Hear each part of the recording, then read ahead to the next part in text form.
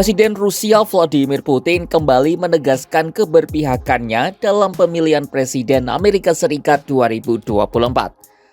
Sebelumnya Putin lebih memilih Joe Biden ketimbang Donald Trump untuk menjadi Presiden Amerika selanjutnya. Namun dalam dinamika yang terjadi, Biden memilih untuk mundur dari kontestasi Pilpres 2024. Karena itu jugalah Putin lalu membuat keberpihakan baru. Ia terang-terangan mengakui mendukung calon Presiden AS dari Partai Demokrat Kamala Harris. Komentar ini Putin sampaikan selama sesi pleno Forum Ekonomi Timur di Vladivostok, Rusia, Kamis 5 September 2024. Adapun alasannya mendukung Harris karena Biden yang merekomendasikan langsung wakil Presiden Amerika Serikat itu sebagai penggantinya. У нас, фаворитом, если можно сказать, был действующий президент, господин Байден. Ну вот его сняли с гонки, но он рекомендовал всем своим сторонникам поддержать госпожу Харрис. Ну вот и мы тоже так сделаем, будем ее поддерживать. Это во-первых, а во-вторых... Sebelumnya ada beberapa hal yang membuatnya lebih menyukai Biden ketimbang Donald Trump.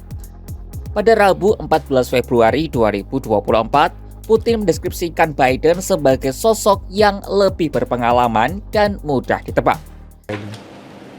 Он человек более опытный, он прогнозируемый, он политик старой формации. Но мы будем работать с любым лидером США, которому окажет доверие Америка. Sementara Trump tak begitu disukai Putin, terutama karena kebijakan yang diambilnya soal NATO. Ia menyebut Trump memaksa negara-negara Eropa untuk meningkatkan anggaran pertahanan mereka. Namun komentar Putin yang mendukung Biden tersebut menimbulkan kecurigaan di negeri Paman Sam. Mereka bertanya-tanya, apa motif Putin mendukung Biden? Dari pihak Gedung Putih juga sudah mengeluarkan peringatan kepada Putin untuk tidak ikut campur dalam pemilu mereka. Terlebih Washington mengendus ada upaya Kremlin untuk mengacaukan pemilihan presiden 2024.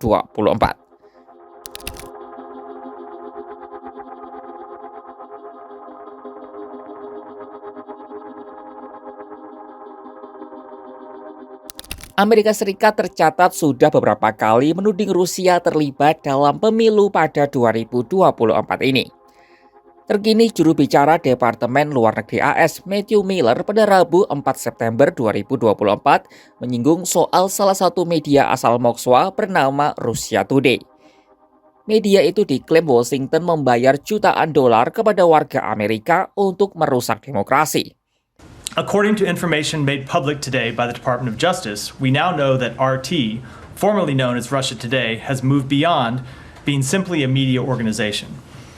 We know that RT has contracted with a private company to pay unwitting Americans millions of dollars to carry the Kremlin's message to influence the U.S. elections and undermine democracy. RT's leadership has created and directed this enterprise. Amerika Serikat turut mengungkap cara yang digunakan Kremlin untuk menyebarkan informasi palsu. Caranya dengan membuat situs berita palsu yang dibuat semirip mungkin dengan situs berita utama di Amerika Serikat. Tujuannya jelas, untuk mengamankan hasil yang diinginkan Rusia dalam pemilu mendatang. Modus ini diungkap oleh Jaksa Agung AS, Merrick Garland, Kamis 4 September 2024. An internal planning document created by the Kremlin states that as a goal of the campaign is securing Russia's preferred outcome in the election. The online infrastructure used by the Russian public relations company known as the Social Design Agency, or SDA, and related actors, included what are sometimes referred to as cyber-squatted domains. These websites were designed to appear to American readers as if they were major U.S. news sites like the Washington Post or Fox News. But in fact, they were fake sites.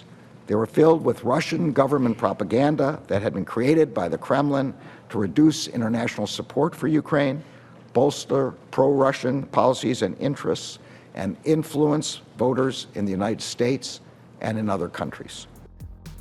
Biasanya situs web itu menampilkan topik-topik yang berpotensi memecah belah, seperti imigrasi, kejahatan, atau perang di Gaza.